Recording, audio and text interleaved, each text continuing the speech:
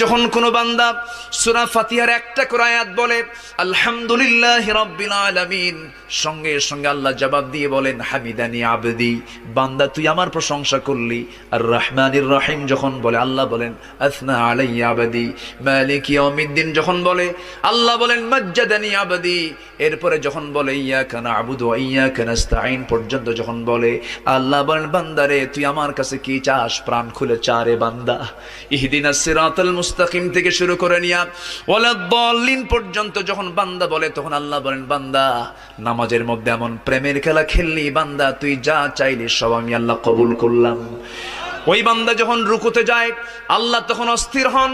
ওই বান্দা যখন সিজদায় যাওয়ার জন্য প্রস্তুতি নাই, সমস্ত ফেরেশতাকে ডাক দিয়ে বলেন ও ফেরেশতারা, এই বান্দাগুলো আমাকে দেখলো না, রাসূলকে দেখলো না, কোরআনকে দেখে হাদিসকে বিশ্বাস করে আমাকে খুশি করার জন্য তার সবচেয়ে সম্মানজনক